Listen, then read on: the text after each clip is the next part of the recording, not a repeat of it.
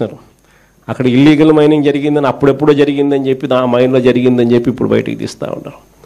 ఆ మైనింగ్లో అప్పుడు illegal mining జరగలేదు అని చెప్పి రిపోర్ట్లు ఇచ్చిన అధికారులతోనే మళ్ళా ప్లేట్ మార్పిచ్చి జరిగింది అని చెప్పి కాకాని గోవర్ధన్ అరెస్ట్ చేసినారు.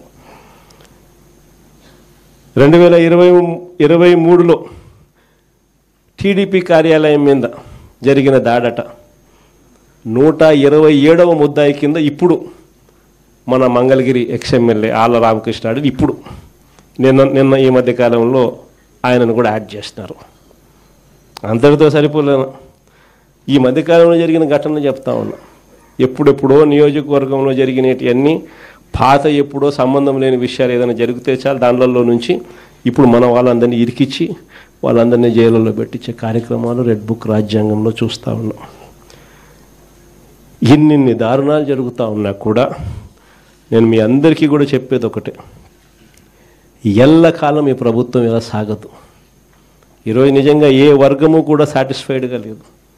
చంద్రబాబు నాయుడు గారి హయాంలో ఈ ఏడాదిలో ఒక్కటంటే ఒక ఉద్యోగం రాలా. పైగా ఈయన వచ్చిన తర్వాత ఉద్యోగాలు ఈయన ఊడబెరికింది ఎంతమందియో తెలుసా? 2,60,000 మంది వాలంటీర్ల ఉద్యోగాలు హూష్ కాకి.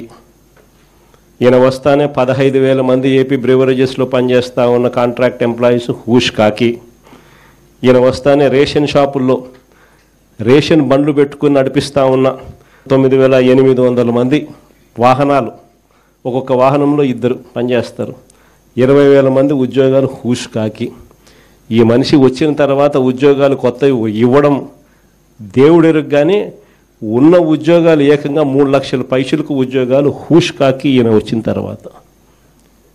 ఉద్యోగస్తులు ఆ టైంలో ఉద్యోగస్తులకు ఏమేమో చెప్పి మన మీద విషం నింపి వాళ్ళందరినీ కూడా చంద్రబాబు నాయుడుకు మోసం చేసినాడు.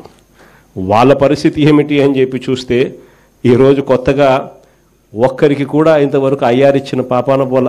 పిఆర్సీ లేదు, ఐఆర్ లేదు, 3 డిఏలు పెండింగ్, బకాయిలు పెండింగ్. ఉద్యోగస్తులందరూ కూడా ఈరోజు ఎందుకయ్యే తెచ్చుకున్నాం ఈ పెద్ద మనిషి చంద్రబాబు నాయుడు అని చెప్పి తలపట్టుకుంటా ఉన్నారు. ఈరోజు ఉద్యోగస్తులందరూ కూడా చంద్రబాబు నాయుడు గారిని నమ్ముకొని ఇంతవరకు ఏ వర్గం కూడా సాటిస్ఫైడ్గా లేని పరిస్థితులు ఈరోజు రాష్ట్రంలో కనిపిస్తూ ఉన్నాయి.